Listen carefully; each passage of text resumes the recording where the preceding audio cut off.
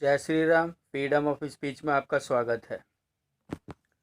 आज मैं एक संदेश देना चाहता हूँ उन सेकुलर हिंदुओं के लिए जो अपने आप को बहुत सेकुलर समझते हैं या किसी फ़ायदे के तहत, किसी पद और प्रतिष्ठा के तहत, धन के तहत वो किसी शांति दूत पे जो भरोसा कर लेते हैं। आज उसके संदर्भ में मैं आपको एक उदाहरण देता हूँ।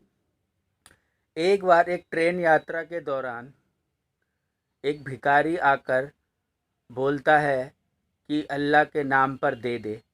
बहुत देर मांगने के बाद एक व्यक्ति उससे कहता है कि मैं तो अल्लाह को मानता भी नहीं हूँ और ना ही मैं जानता हूँ, तो मैं कैसे उसके नाम पे दे दूँ। हाँ, एक बात है, अगर भगवान श्री राम के नाम पर मांगो तो मैं आपको दे सकता हूँ।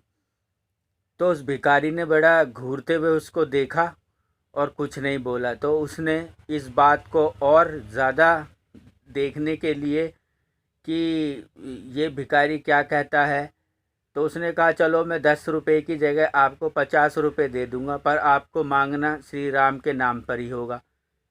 तो उस भिखारी ने उसको घूरते हुए देखा और आगे जाने लगा।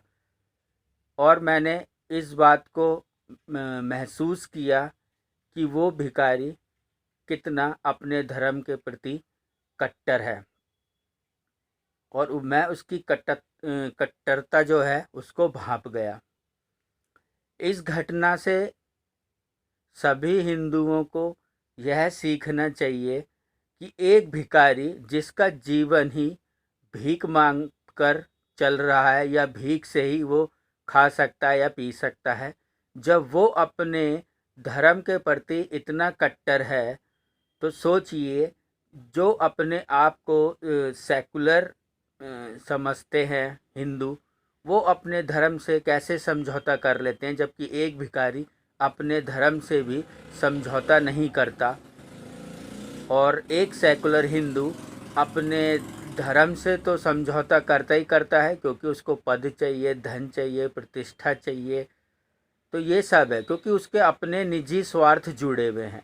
पर एक जो अल्लाह को मानने वाला है, उस वो एक भिखारी होके अपने धर्म से उसकी इतनी कट्टरता है। सोचिए कि जब एक भिखारी की इतनी कट्टरता है, तो जो इसके ऊपर बैठे हैं उनमें कितनी कट्टरता होगी।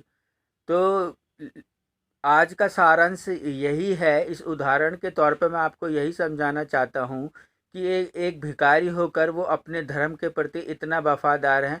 आप तो फिर भी बहुत हद तक ऊंचे पदों पे बैठे हैं, बहुत ठीक है, फिर भी आप अपने हिंदू धर्म को लेकर इतने कट्टर नहीं हैं। तो आज का सिर्फ यही ज्ञान है कि निस्वार्थ भाव से अपने धर्म का पालन कीजिए। मैं ये नहीं कहता कि आप कट्टर बन जाइए, कम से कम अपने को देखिए कि सामने वाला आपके साथ किस तरह का व्यवहार कर रहा है, तो आपको भी वही व्यवहार करना पड़ेगा। जय Shri Ram. Freedom of speech में आपका स्वागत है।